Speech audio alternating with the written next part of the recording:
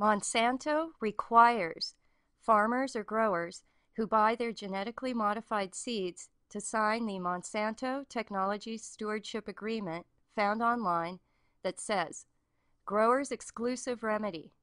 The exclusive remedy of the growers and the limit of the liability of Monsanto or any seller for any and all losses, injury, or damages resulting from the use or handling of seed, including claims based in contract, negligence, product liability, strict liability, tort, or otherwise, shall be the price paid by the grower for the quantity of the seed involved, or, at the election of Monsanto or the seed sellers, the replacement of the seed.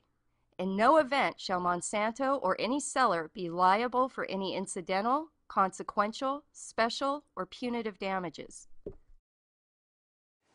I've been asked to comment on this legal waiver that Monsanto is asking farmers to sign before they use their genetically modified seeds.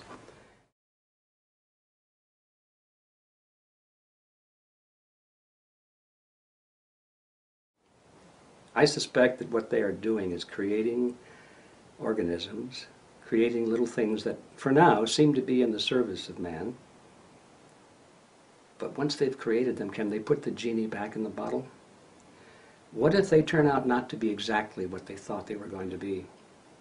What if these organisms, although they do some good things, create problems more than they anticipated? And there's no way to stop that and the multiplication. And what if these organisms replace the original ones until finally the world can only have the newly created little Frankenstein seeds and plants and organisms?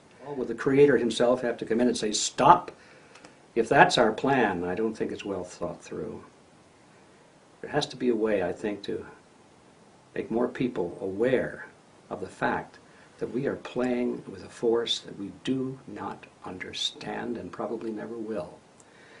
And they like to create the impression that people who are concerned about this, that those people are just old-fashioned fuddy-duddies. They're not very scientific. They're just worrywarts, and they don't really understand science at all. So they try to minimalize them and marginalize them. But I think the people who are concerned about those things are the smart ones, not the dumb ones at all. So that's my thought when I take a look at this little piece of paper here that has a legal disclaimer or a sign-off, a release. One of the giant manufacturing companies that makes all of these genetically modified organisms is called Monsanto. And this is their agreement. When they sell their genetically modified their seeds to the farmers, they ask the farmers to sign this waiver. And when you read this waiver, it's incredible. How could anybody sign this? I mean, obviously, I don't think people read this, or they wouldn't sign it. Nobody would be that silly. This waiver, in essence, says, we, Monsanto, want you, the farmer, who are paying us to buy our seeds, to accept full responsibility, whether our seeds get out of hand, whether they destroy other crops, whether there are farmers next to your farms that find that their crops are contaminated by the seeds from our genetically modified crops, and then they're going to sue you, which has already happened in Australia, by the way. Some farmers there have decided that the genetically modified crops that their neighbors have planted have crossed over the fields, and they've ruined their organic seeds, their traditional seeds, and they're taking these farmers to court. And they're suing them for the damages. We know, too, that in some countries, like in India, there's evidence that the livestock who get into the fields after these crops have been harvested, and the livestock go in and eat the leaves and the stalks left behind by the crops, which they've always been able to do for thousands of years with no problem at all. It was always healthy for the animals. Now the cattle and the sheep are going into these fields and they're eating the leaves and stalks of the genetically modified plants, and they're getting sick and they're dying. You know there are going to be lawsuits there. Monsanto knows there are going to be lawsuits there. The lawyers at Monsanto have sat around a big mahogany table and thought this all through, and they said, you know, there's some liability coming up here. We better get the the growers, the farmers, to sign off and assume all responsibility so that we won't have to deal with this. And that's what this little paragraph is all about. I don't see how anybody in their full mind could sign this. The only reason they would is because they haven't read it, or because they have faith in the big company. They probably think that, well, a big, nice company like that wouldn't do anything that wasn't proper, would they? And so they sign. My name is Anthony Patchett. I'm a retired Assistant Head Deputy District Attorney of the Environmental Crimes OSHA Division. Since my retirement, I have focused on representing plaintiffs in environmental actions. I was asked to review the Monsanto agreement. I have reviewed that agreement, and in my opinion, it appears to be what we call a contract of adhesion. It is very one-sided and appears to be unconscionable. In the Monsanto Technology Stewardship Agreement, all liability shifts to the growers. This includes contamination, and farmers, you are subject to civil liability and being sued in court. Growers should know that the only thing they receive is the cost of the seed. They do not receive anything for being sued for contamination or for other issues that are there.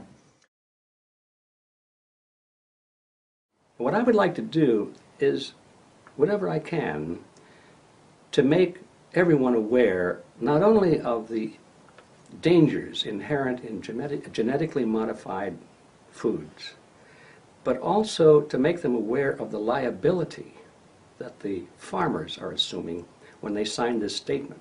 Why do I put those two together? Because companies like Monsanto are huge, they're powerful, they're very wealthy, and they're politically connected. I don't see how it's possible for the average person or some citizens commission concerned about the future of the planet or something like that to bring to force the power to stop these companies. They've already got the political influence they need to just hammer it through. But the Achilles heel is the farmer.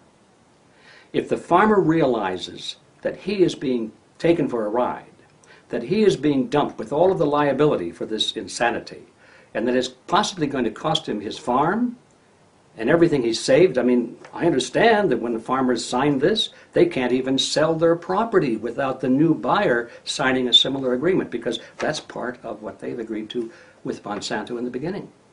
So Monsanto picks up their farm, really. They can't even sell their farm without Monsanto's agreement. I think once people understand that, they're going to say no to these genetically modified crops. And if enough farmers say no, then that's the way I think we're going to solve this problem. That's my thought for today, and I'd like to do what I can to make that happen. And possibly we'll be trying to put together a documentary film to see if we can't bring together experts who know a lot of details about the legal ramifications of a statement like this, the scientists who have studied the genetically modified crops, the people who have been involved at the ground level as farmers, what's happened to them, what happens when these killer weeds come along after a few years. They get used to the genetically modified crops. The farmers have to go back to their traditional methods anyway by pulling the weeds out by hand. But it's too late. They've already signed the agreement. We want to get experts in all of these fields together, and we want them to tell this story. And then what we do with that is to pass it on to you, the public, and then you, the farmer. To view the Monsanto Technology Stewardship Agreement and the full article with supporting links, click on the description box below. Please share this video and article, especially with farmers. This information is critical because they are buying seed for spring planting right now. Alfalfa is a particular problem because it is a perennial and will contaminate non-genetically modified plants.